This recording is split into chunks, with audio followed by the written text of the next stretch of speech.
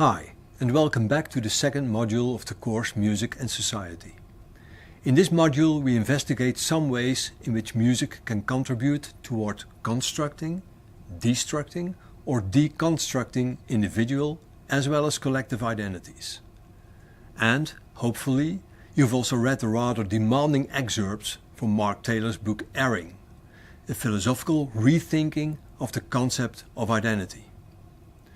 One of the difficulties concerning identity which Taylor brings up is that there is no identity without repetition. To say that someone or something has its own identity, that it is what it is, that it remains identical to itself, means that it keeps this identity in various circumstances, in different contexts. However, Taylor writes, and he's following the French philosopher Jacques Derrida here, every new context, every repetition will also influence that identity. It will change it. In a different context, that is, in relation with other identities in other circumstances, an identity will not remain the same. You could say that it starts to differ from itself. That is why Taylor writes that every repetition includes both identity and difference. Some aspects of that identity remain the same, while others are changing. Okay, this is hardcore postmodern or post-structuralist philosophy, and perhaps rather abstract. But it might be possible to illustrate this basic idea that identities are not stable beings or events, but constantly open to changes through music. And this can be done in two ways. One, through music, collective as well as individual identities can be created and also destroyed. I refer back to the previous videos in this module.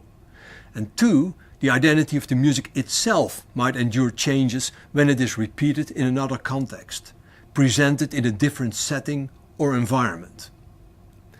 Now let's try to illustrate these two strands with a concrete example.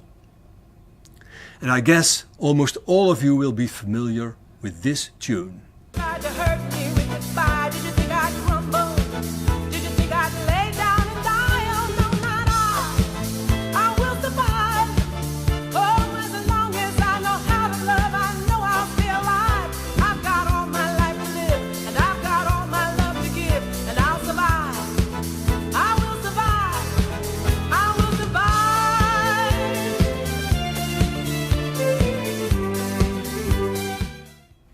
You've listened to a short excerpt of Gloria Gaynor's hit song I Will Survive, released in 1978.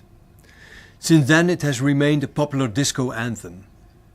The song's lyrics describe the narrator's discovery of personal strength following an initially devastating breakup of a bad relationship.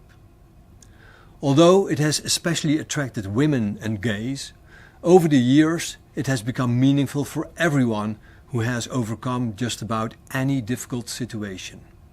And that's also how Gaynor herself sees the song. She says, "I love the empowering effect. I love the encouraging effect. It's a timeless lyric that addresses a timeless concern."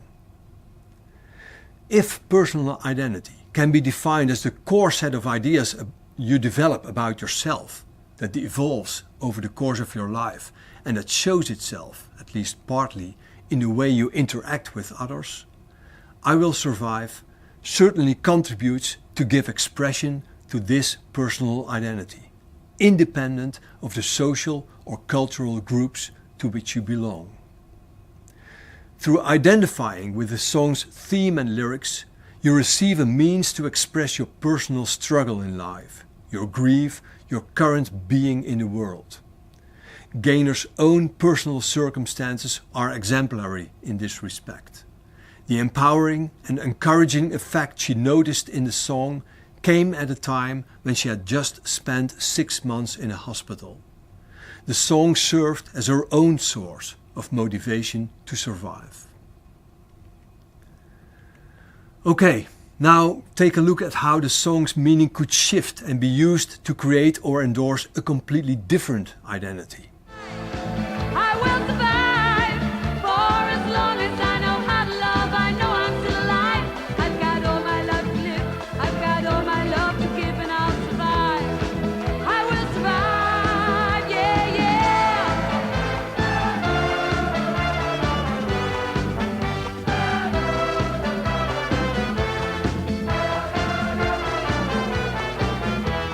This version of I Will Survive comes from the Hermes House Band, a students' band from Rotterdam, the Netherlands. Hermes is the name of the club frequented by the eldest fraternity and sorority in Rotterdam. Their members are usually called Freddies, often dressed in expensive-looking suits, shirts and ties. They talk posh, have neatly cut hair and well-off parents. Well, this might be a bit of a caricature, but you get the idea. In this clip, the song is far removed from expressing difficult personal circumstances. On the contrary, it functions as a tool to create a group identity based on pleasure, hedonism, ignoring and sometimes even insulting and humiliating others who do not belong to this student organization. The collective singing and dancing on a well-known tune facilitates bonding. It creates an atmosphere of belonging to a group. Others, especially students, immediately know that once they hear this tune, it is in a way arrogated by these Freddies. However, let's have a look at the third clip now.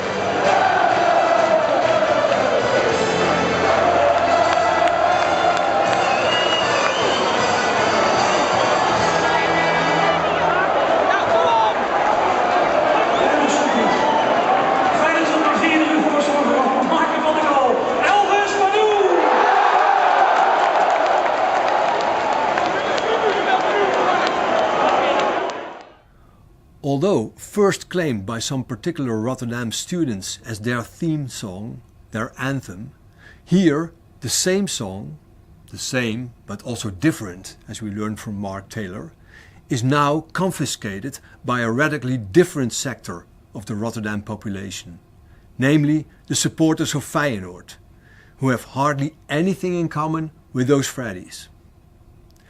Every time this most well-known football team of Rotterdam scores a goal, some 50,000 fans start jumping and singing. Well, if singing is the right word here. By the way, what they are singing is the reworked interlude as played by the Hermes House Band, a kind of simplified version of the more complex interlude played in Gloria Gaynor's original. Of course, these Feyenoord supporters also exist as a group outside of this collective singing of I Will Survive. But what is important to acknowledge is that they come to know themselves as a group, that they act and behave as a group through this singing. Identity is produced through performance and less through an identification with a particular meaning of the song itself. I Will Survive is a constitutive factor in the construction of various collective as well as individual identities. And in this constitutive act, the song itself is repeated in different contexts, thereby concurrently remaining the same and changing. Anahit Kasabian, the professor I've interviewed for the first module of this course, writes that from moment to moment, in different contexts, the boundaries of any given identity shift and change. In other words, and that is what I've tried to explain here in this video, and this can also be regarded as a kind of summary, identity is not a static given, but a dynamic process.